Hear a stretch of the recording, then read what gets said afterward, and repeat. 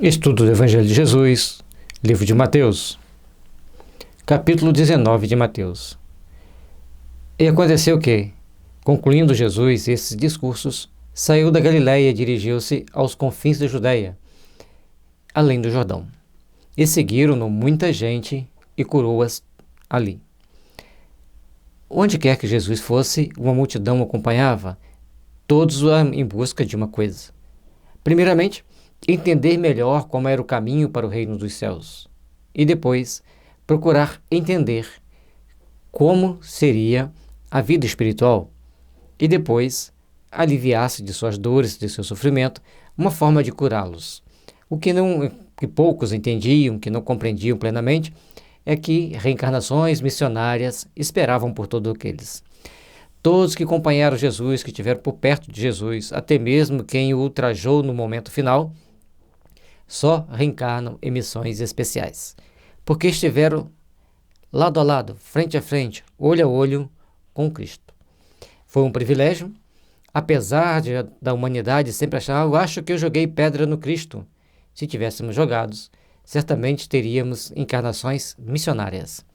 E às vezes a encarnação missionária, assim como foi Gandhi, precisa-se de passar por alguns contratempos que a maioria das pessoas não dão conta, mas quem esteve perto de Jesus, aquilo não é nada. Haja visto o exemplo de Gandhi. Então, chegaram ao pé dele os fariseus, tentando e dizendo-lhe: é lícito ao homem repudiar sua mulher por qualquer motivo? E os fariseus, então, tentando provocar Jesus, vendo ele fazer tantas maravilhas, tantos milagres, eles iam e procuravam alguma coisa da lei para vir tentar, para ver o que Jesus dizia.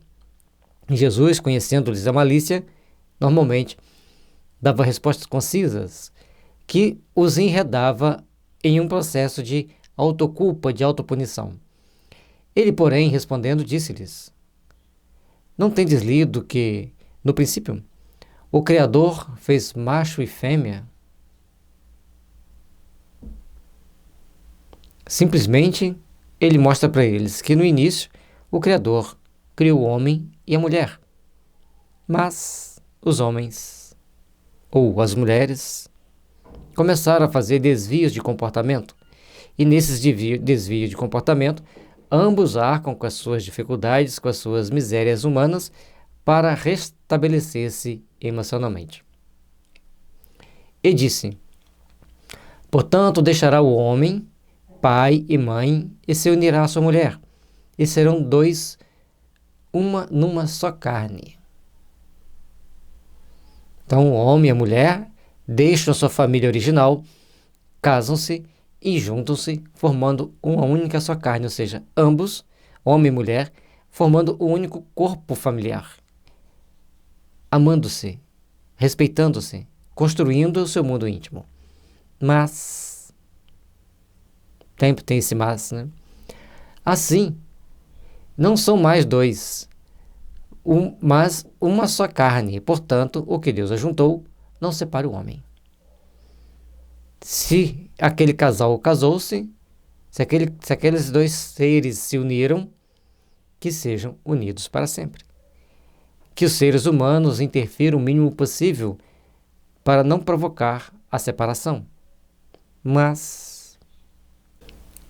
disseram-lhe eles: então por que mandou Moisés dar-lhe carta de divórcio e repudiá-la? Se não pode separar, se Deus uniu, deve ficar para sempre unido, porque Moisés fala para dar uma carta de divórcio e separá-la. Disse-lhes ele: Moisés, por causa da dureza do vosso coração, vos permitiu repudiar a vossa mulher, mas ao princípio não foi assim. Devido à dureza de coração, à falta de amor, à falta de solidariedade, então ele permitiu, separem.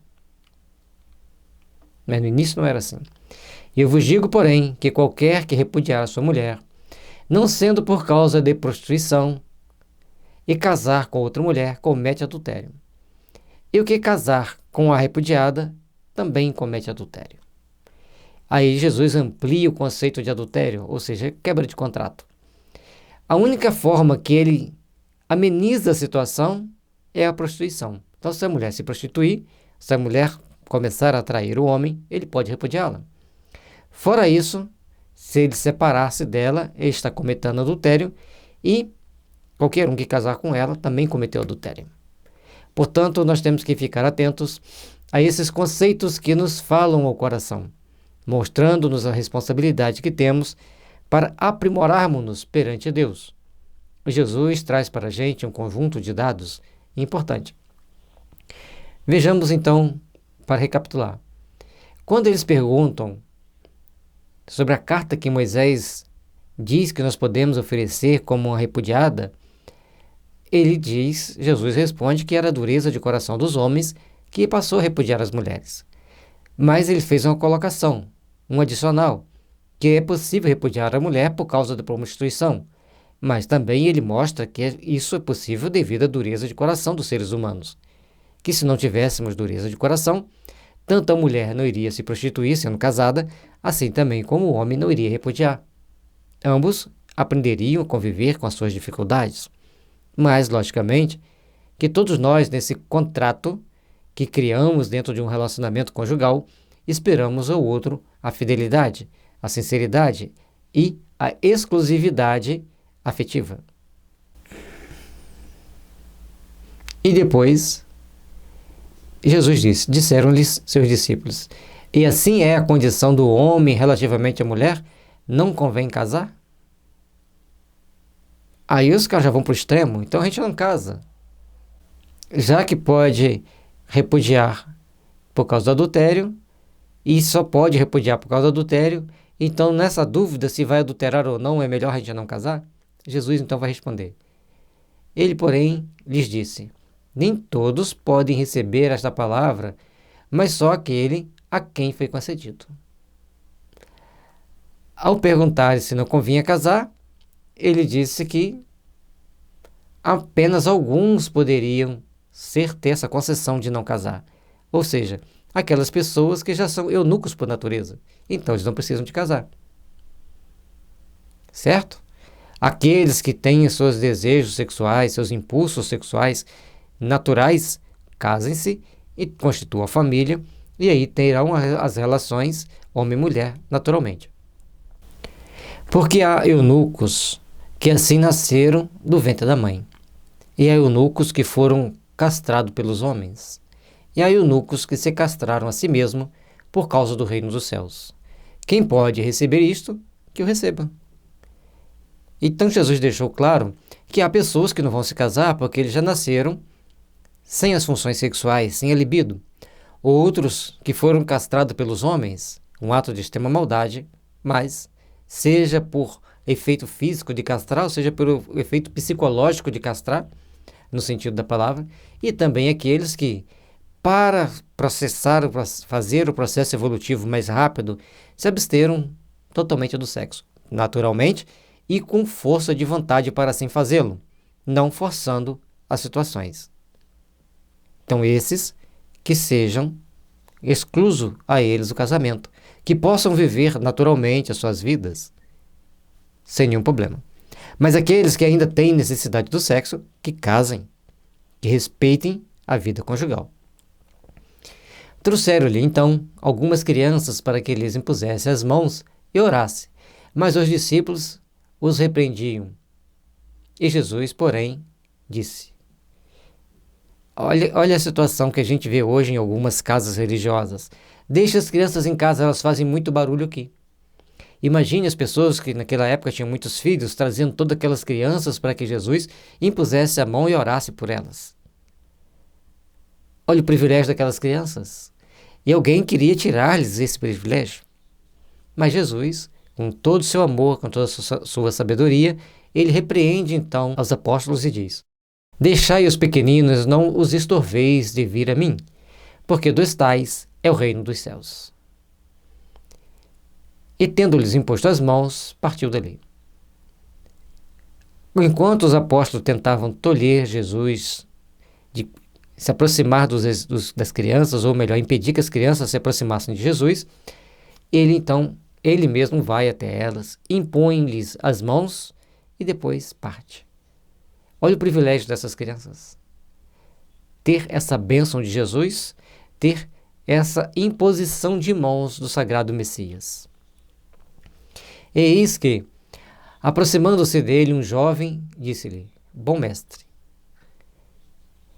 que bem farei para garantir a vida eterna?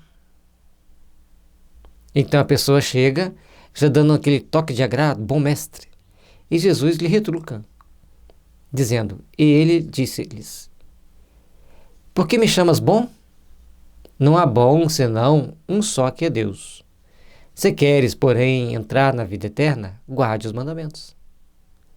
Primeiro, Jesus adverte que só bom só o é Deus. Em seu infinito amor, em sua infinita misericórdia, Ele é o ser supremo de amor e de bondade. Para nós entendermos a eterna e sagrada bondade de Deus em sua divina perfeição. E depois ele recomenda o homem, esse jovem, a guardar os mandamentos.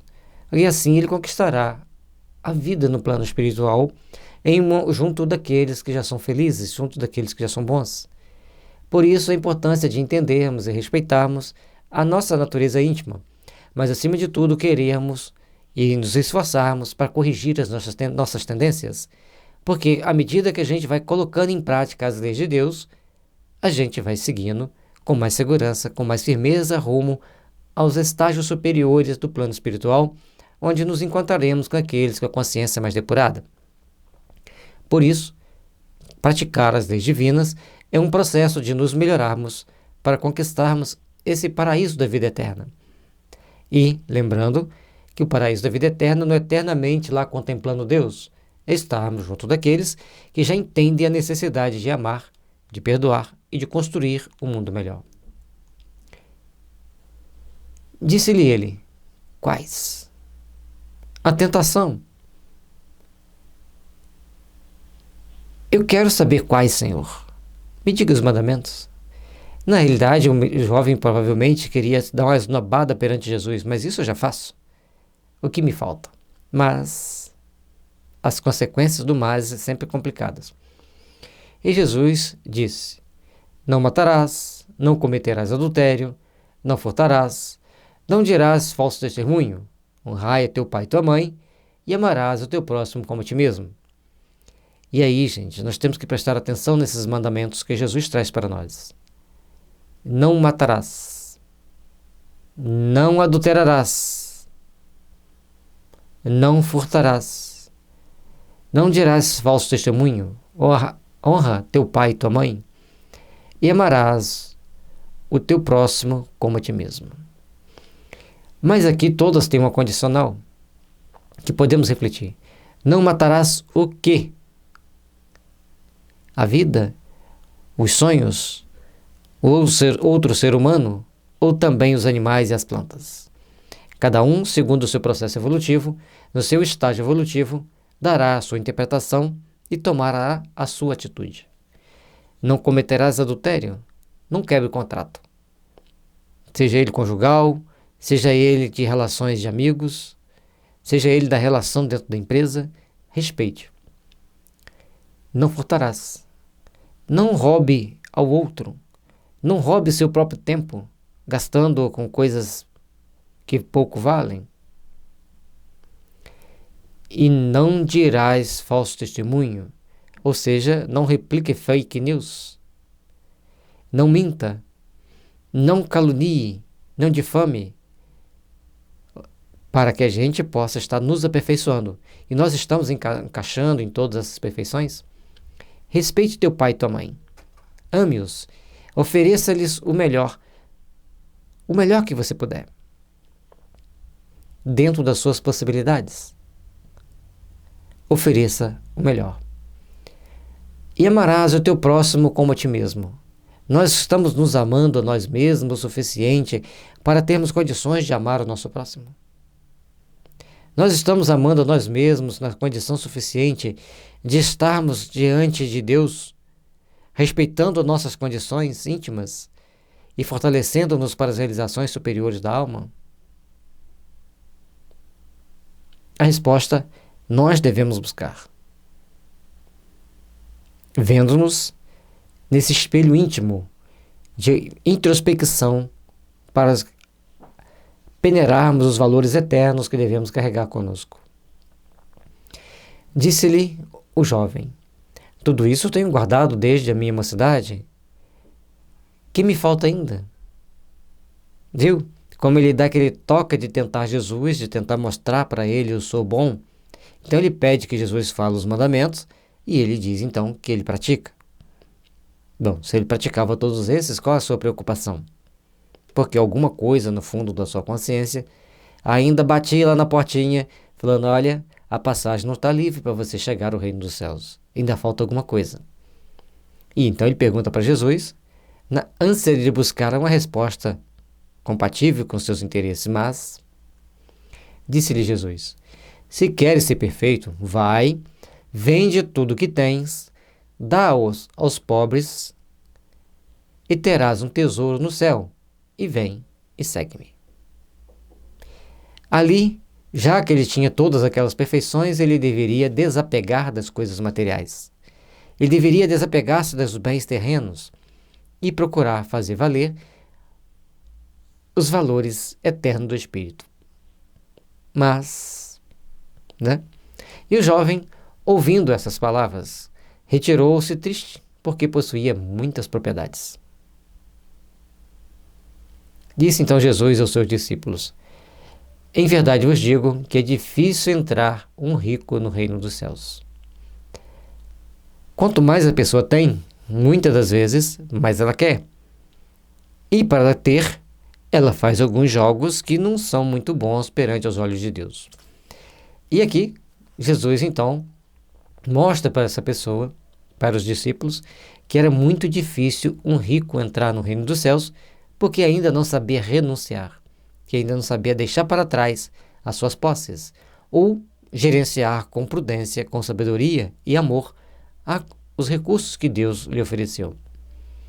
Mas o jovem que sai triste porque tinha muitas propriedades, é-nos revelado hoje que ele ser uma das reencarnações de Miramês. E ele, então, queria participar de uma corrida de biga, e como exímio condutor dos seus cavalos, ele ganharia, assim como já tinha ganhado várias corridas de biga. E ele foi, então, afoito para aquela corrida, mas muito introspectivo. Durante a corrida, acontece um acidente, ele cai da biga, e a biga que vem atrás passa sobre ele, ele então é esmagado pelos pés dos cavalos, pelo trilho da biga que vinha atrás. Desencarna sem ter abandonado seus bens materiais para seguir Jesus, mas de todo jeito, os bens materiais ficaram para trás. Mais tarde, já por volta do século XVII, reencarna na Espanha, é mandado vir para o Brasil depois de ordenar-se padre, e fixa na região do Maranhão, onde ajuda muitos pobres. E ajudando pobres, principalmente os negros e os índios, que eram os mais pobres, os mais desvalidos, adquire grande sintonia com os mentores daqueles espíritos, ajudando-os, curando-os, conquistando muito amor e muita amizade. E então, faz uma carta endereçada a seus primos para que vendesse as suas propriedades e desse aos pobres. Nunca procurou saber se eles realmente o fizeram. A consciência dele estava tranquila porque ele a doou. E se ele fosse lá doar para voltar, certamente teria grandes complicações com a justiça espanhola. Então, ele fez o melhor, fez um documento doando, eximindo-se das responsabilidades de gerenciar aquele patrimônio e, principalmente, dedicando sua vida aos pobres e necessitados. O recado que Jesus nos dava, o comando que ele nos dava, era para seguirmos eternamente. Era para seguirmos com amor e responsabilidade. É possível um rico entrar nos céus? Lógico, desde que ele saiba gerenciar com amor e sabedoria as benesses da riqueza que Deus lhe conferiu. E outra vez vos digo que é mais fácil passar um camelo por o furo de uma agulha do que entrar um rico no reino de Deus. Seja o camelo expressando um cabo feito de pelo de camelo, seja o camelo ser para passar pelo buraco da agulha, que era um furo no muro de Jerusalém, onde alguns viajantes, querendo burlar os impostos dos fisco, passavam ali seus camelos. Mas para fazer o camelo passar naquele buraco de agulha, tinha algumas dificuldades, que era chamado buraco de agulha, segundo uma explicação que já ouvi há tempos. Então, era um buraco que tinha no muro, no formato de uma agulha, tinha que se descarregar os camelos, passar a carga para o outro lado na mão, e depois tinha que fazer o camelo baixar a cabeça e baixar a corcova. Então, as dificuldades são inerentes. Para um rico entrar no reino dos céus, ele precisa desfazer-se das suas cargas, de sua cangalha, de seus bens materiais, mas não desfazer jogando fora. Dá a ele o justo valor e a justa aplicação, e depois abaixar a cabeça em sinônimo de humildade e ajustar sua corcova para que ele passe, carregando sim os fardos espirituais necessários ao seu refazimento íntimo. Por isso, as nossas necessidades de estarmos sempre nos aperfeiçoando, sempre nos melhorando. Os seus discípulos, ouvindo isso, admiraram-se muito, dizendo: quem poderá, pois, salvar-se? Que eles entenderam que todo mundo carregava em si alguns patrimônios que não queria deixar para trás, que tinha um certo apego, que não queria doar aquilo espontaneamente para os mais necessitados. E Jesus, olhando para ele, disse-lhes: aos homens é isso impossível, mas a Deus tudo é possível. Então, para entrar no reino dos céus, teríamos grandes dificuldades, porque estamos na terra encarnado, estamos com os nossos apegos, com as nossas dificuldades. Mas para adentrarmos no reino dos céus, era permitido, era possível, porque Deus faz as suas concessões segundo os padrões de utilização dos bens materiais de cada um, segundo uma estrita matemática de uma contabilidade transcendente que avalia todos os nossos atos, todas as nossas ações, para que possamos adentrar ao reino celeste com segurança, apesar das nossas dificuldades, das nossas intolerâncias, dos nossos apegos. Então Pedro, tomando a palavra, disse-lhe: eis que nós deixamos tudo e te seguimos, que receberemos? E aí Pedro, de vez em quando, ele tinha essas preocupações de o que queria receber no plano espiritual. E logicamente que todos os discípulos estavam ali atentos, porque as perguntas que eles faziam, é quase impossível que os homens adentrarem no reino de Deus. Quem vai se salvar? Que todos têm apego a alguma coisa. E Jesus mostra que Deus sabia fazer o julgamento justo para cada um. E Pedro então pergunta o que eles receberiam, que vocês já tinham abandonado tudo para seguir Jesus. E Jesus disse nisso: em verdade vos digo que vós que me seguistes, quando na regeneração o Filho do Homem se assentar no trono da sua glória, também vos assentareis sobre 12 tronos, para julgar as 12 tribos de Israel. Ele não diz que vamos receber isso ou vamos receber aquilo. Simplesmente que quando o Filho do Homem vier no processo de regeneração da terra, no momento em que será selecionado os que podem ficar e os que terão que partir, vai mostrando para nós essa necessidade, esse aspecto transcendente da vida. Os 12 apóstolos também estarão sentados em 12 tronos para julgar as 12 tribos de Israel, ou seja, fazer o julgamento da seleção dos bons e dos maus, daqueles espíritos que têm condições de ficar na terra, daqueles que terão que sair. A misericórdia divina nos oferece a cada um essas possibilidades de, ali diante do Pai, mostrarmos as nossas boas obras e seguirmos o bem. E as nossas boas obras vão ser bem explicadas por Jesus no capítulo 25, 31 a 42. E todo aquele que tiver deixado casas, ou irmãos, ou irmãs, ou pai, ou mãe, ou mulher, ou filhos, ou terras, por amor do meu nome, receberá 100 vezes tanto e herdará a vida eterna. Porém, muitos primeiros serão derradeiros, e muitos derradeiros serão primeiros. Mostrando-nos que muitos estavam abandonando suas casas, suas terras, seus familiares para trabalhar por Jesus. Um exemplo clássico foi Paulo de Tarso. Abandonou tudo, perdeu até os seus títulos, menos o de cidadão romano, e sai a pregar o evangelho andando milhares e milhares de quilômetros pela península da Anatólia, atualmente Turquia, e também pela Grécia, e indo terminar seus dias em Roma na pregação do evangelho, passando por um caminho deixando rastros de luz por onde passou. Esse é um exemplo de alguém que abandonou tudo para seguir Jesus. E Jesus nos mostra que todos aqueles que se predispuserem a segui-lo receberão 100 vezes tanto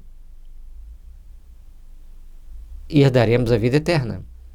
Ou seja, quando nós começamos a abrir a nossa mente para o entendimento que é importante trabalhar por Jesus, é importante nós termos um tempo para dedicar a Jesus, a gente já começa a ganhar os galardões necessários a seguirmos para o plano espiritual superior, onde passaremos vários e vários anos em estudo e trabalho para retornarmos à Terra. Sim, porque ninguém vai ficar parado de papo pro ar, contando estrelas. A função dos espíritos de luz é trabalharem para estabelecer o bem na Terra, para ajudar os homens a se melhorarem moralmente. Cada um com as suas ocupações mais transcendentes possíveis, que não dá para descrever todas aqui. E esses que abandonavam os bens materiais para seguir Jesus já estavam recebendo 100 vezes mais. Então, procuremos, pois, estudar o Evangelho, estudar as leis que regem nossas vidas para agirmos com mais acerto, com menos erro, e podermos estar todos unidos no mesmo ideal do Cristo, no mesmo ideal de amor e de fraternidade.